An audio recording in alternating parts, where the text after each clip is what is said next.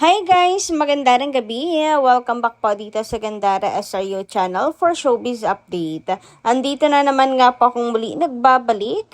Ang nagmamaganda ninyo kachismosang Kim Pao, wala na pong iba ang lokaret na si Gandara upang maghatid sa inyo ng latest update and fresh happenings patungkol kina Kim Chiu and Paolo Avellino. And para nga po sa gabing ito, ang tatalakayin naman natin at pag-uusapan ay mayroon nga pong kinalaman na dito sa grabihan nga naman ng Kim Pao ay masyadong halatado. Yung tipong kahit anong gawin nila, bistadong-bistado po sila ng Kim Pao Lancia. Alam nyo naman may third eye ang Kim Pao fans, di ba? Magagaling magsoko ang mga yan kaya di kayo makapagtatago. Kim and Pao. Grabihan. Pero ano nga ba yan? Pag-usapan nga natin kay kumapit lang po kayo hanggang dulo. Dahil mamaya pag-uusapan natin ng buong detalye. Pero bago yan, sa mga di pa nakaka-subscribe sa ating channel guys, maaari lamang na pindutin po ninyo ang ating subscribe button at notification bell na riyan sa baba upang kayo ay maging updated pat ma-notify tuwing may bago tayong chika at balita hinggil sa Kim Pao. Basta mga balita na may kinalaman kina Kim Chiu and Paolo Avellino, sagot na po natin yan. So, maintala narito naman yung mga reaksyon na ating mga taga-subaybay hinggil sa previous update natin. So, unahin nga nating pag-usapan to kanilang mga reaksyon. Sabi dito ni Virgie Gatchilian, maganda rin gabi, shout out sa inyo.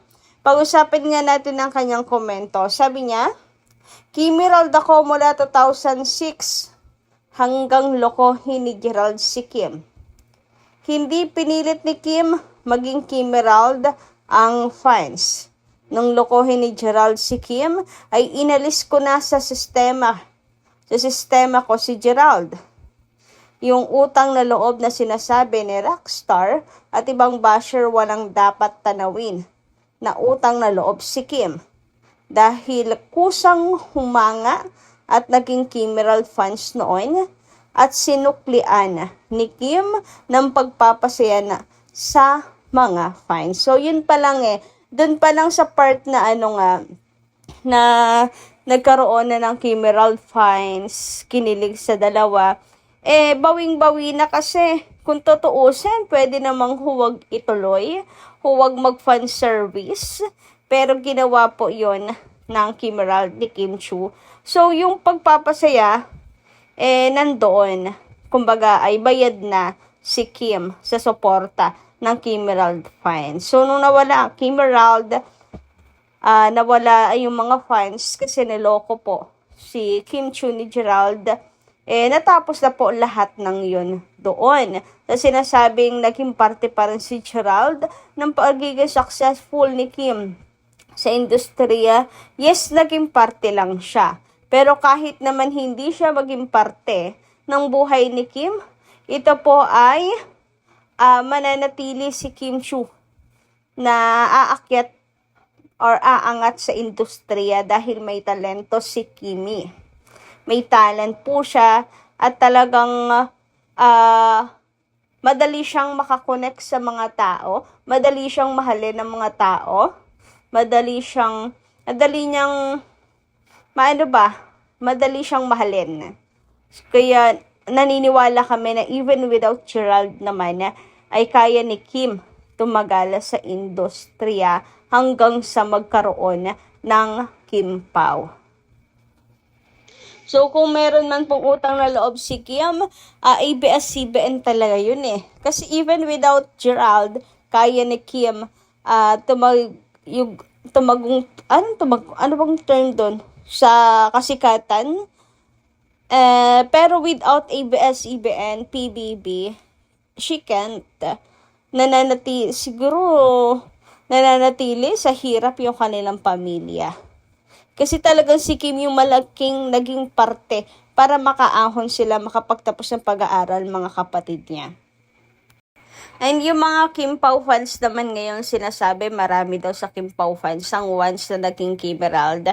Nako, kung alam nyo lang, yes, marami po talaga ang dati pong Kimirald. Pero mula nung niloko nga po ni Gerald si Kim, marami pong mas pinili na si Kim Chiu. So, burado na po si Gerald doon. Kaya hindi na kinakailangan ni Kim tumanaw ng utang na loob dahil ang Kim Pao fans daw ay Kim Gerald.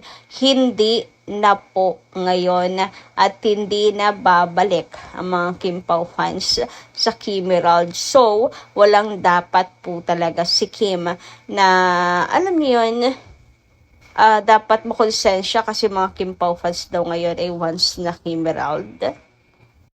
We love Kim more than sa tambalan na Kim Gerald. Yan yung napagtanto namin. Anyway, dumako naman tayo dito sa comment ni Chero's Kitchen. Sabi niya dito, sweet ni Kuya Pao sa mga karelasyon niya. During sa time ni Casey, ang sabi ni Casey, noong na-hospital siya, nandoon si Pao, hindi daw siya iniwan.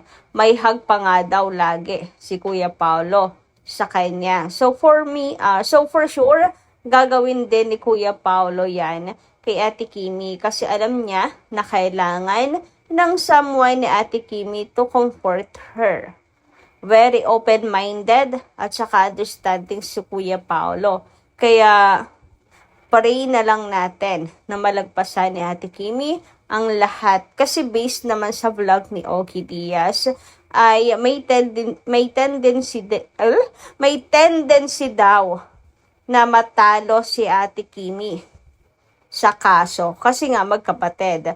Tapos magkasama pa sa isang bahay. May loss sila. Mini-mention about it. Panoorin na lang ninyo si Mama Ogie. Hehehe. Kaya para sa akin, opinion lang naman ito. Sana kunan na lang ng karapatan si Ate Lakam sa lahat ng property or business ni Ate Kimi.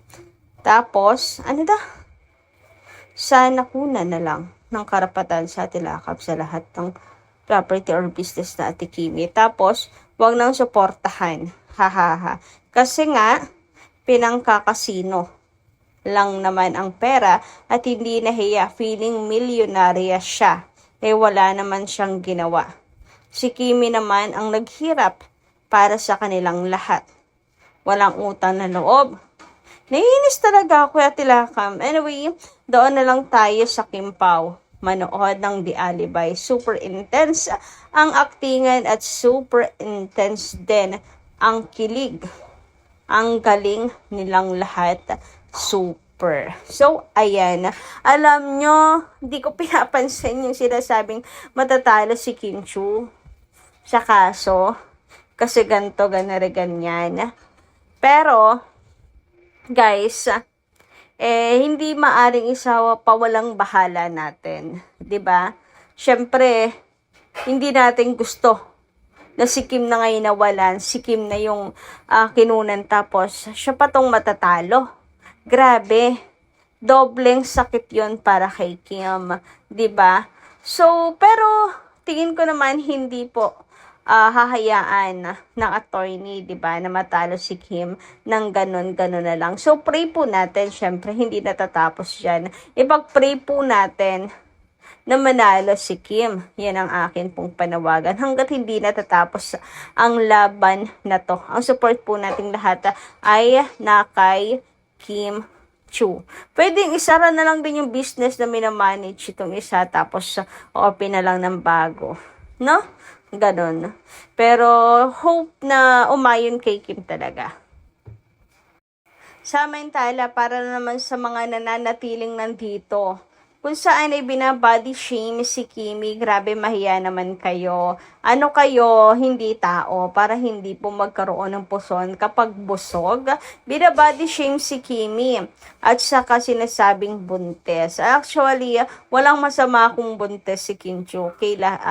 Nasa tamang edad naman siya. Meron naman po siyang sustento. Kaya niyang buhayin. 'Di ba? With or without na kasama sa buhay. Kaya yan ni Kimi. Pero naniniwala kami na hindi. Ano lang talaga si Kim, busog lang po dyan. At the same time, kung sakali man, di ba, magiging happy pa ang mga fans. Kasi yan naman gusto ng fans kay Kim. So, Pero yung mga nagbabody shame kay Kimi, grabe yung utak ninyo. Magto 2026 na. Oh my gosh. Nang babody shame pa rin po kayo.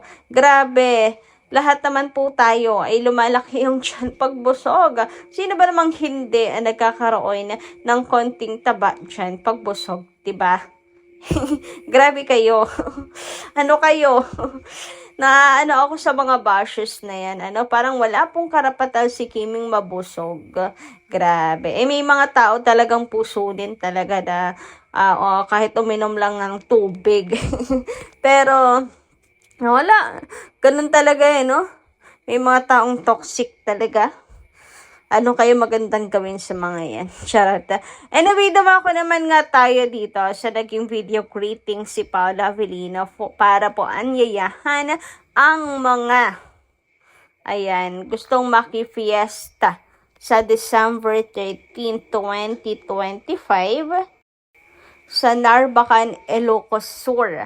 Kapansin-pansin nga kasi yung background ni Paula Avellino. Aba, parang familiar nga naman yan.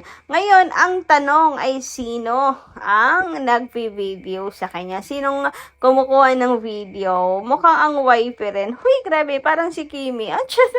Grabe. Kasi laging UB side me, ang dalawang yan kahit po sa backstage. So, alam rin naman natin na si Paolo laging nagagawi sa dressing room ni Kim. So, posible na basta lagi silang magkasama na nagbe-video dyan, ay si Kim Chiu for the support. Grabe, very wifey ka dyan, Kimi. Very magjusawa coded talaga ang Kim Pao, ano? So, ayan, kayo guys, nakikilala nyo ba ang dressing room na yan? Comment nyo nga lang dyan sa baba. At sino palagay nyo ang nagbe-video kay Papi? Si Mami Kim ba? Anyway, ayan, paligsahan na lang po tayo sa comment section. Basta for me, ay very magjusawa talaga. Coded ang Kim Pao. So, yun lang po muna nating update ngayong gabi. Thank you so much sa inyong pakikinig. Kita-kits po muli sa susunod natin mga chikas. Maraming pong salamat.